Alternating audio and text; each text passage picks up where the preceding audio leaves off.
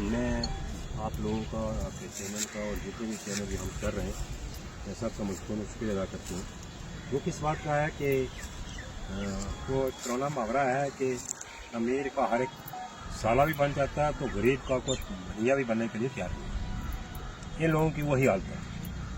ये लवार तबका, करेशी तबका और एक गुजर बदरी के बुजुर्ग भी यहाँ पर खड़े हैं। शाहनवाज साहब कल बयान दे रहे थे कि ये एक साजिश है और हमें बदनाम कर रहे हैं कि साजिश की जा रही है। मैं शाहनवाज साहब से पूछना चाहता हूँ कि चौधरी मुमताज साहब आपके क्या लगते हैं? मैं पूछना चाहता हूँ चौधरी हक नवाज नंबर 1 पर रिटायर्ड डीएसपी, ये क्या आपके लगते हैं? चौधरी मोहम्मद जावेद सरपंच, ये आपके बुजुर्गों को दस्तखत है ना? क्या आपके बुजुर्गों को आप रोक नहीं सकते थे?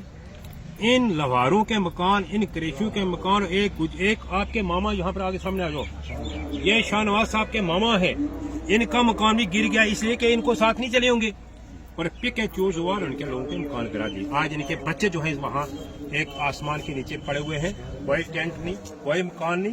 मैं लेफ्टिनेंट गवर्नर साहब से गुजारिश करता हूँ और मुतलका चीफ मिनिस्टर से भी और जो इनका फॉरेस्ट मिनिस्टर है मैं उससे भी गुजारिश करता हूँ कि जनाब आप इसकी तहकीकात करें। ये पिक एंड चूज क्यों हुआ है? जहाँ पर एक साजिश रची गई है वहाँ पर कांग्रेस को भी लोगों ने वोट दिए हैं, एनसी को भी दिए हैं, बीजेपी को भी वोट दिए हैं। इस पर यह हुआ कि बीजेपी के वोट जो है हाड़ी से इन लोगों की इतनी कहाँ हिम्मत होगी कि हाड़ी से भी लोग बीजेपी को गए। बुखारी साहब चले गए, हमने भी चला जाना है। ये लोग जो मुखालफ कर इन्होंने आखिर जाना है, लेकिन रब के आगे जवाब जरूर देना है। इन मिस्कीनों, ये गरीब आदमी, आप इसकी हालत देखिए, ये इसको तो नंगा, इसका बाल बच्चा बारा, ये पीछे लोग खड़े हैं, ये सब इसको आसमान के नीचे पड़े हुए हैं और ना डिस्ट्रिक्ट एडमिनिस्ट्रेशन की तरफ से है ना सरकार की तरफ से कोई बात की जा रही है कि इन लोगों को मकान दिए जाए।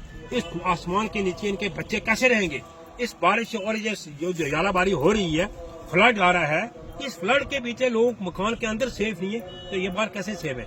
और ऊपर से ये भी कहा जाता है, ये कहते हैं कि हमारी जानों को भी खतरा है। मैं एसपी साहब से और डीसी साहब दोनों से अफसरों से गुजारिश करता हूँ कि इनको प्रोटेक्शन दी जाए। कल अगर इनका कोई नुकसान हो गया, ये लोग जिन्होंने ये काम किया है, जिन लोगों ने ये लिख कर दिया हाई कोर्ट में केस किया है, लोअर कोर्ट का भी और हाई कोर्ट का भी, हम हाई कोर्ट और लोअर कोर्ट के हम उनके मुताबिक को बात नहीं करेंगे। कोर्ट के पास को जाएगा तो कोर्ट में फैसला करना है, लेकिन हम उन लोगों के खिलाफ हैं कि जिन्होंने कोर्ट में जाके रिट की और इनके लोग सरपंच भी हैं, इनके पंचायत मेंबर ही हैं, जो फॉरेस्ट एक्ट जो बना है उसमें इन्होंने लिख कर दिया है कि ये लोग मिस्टेक नहीं है।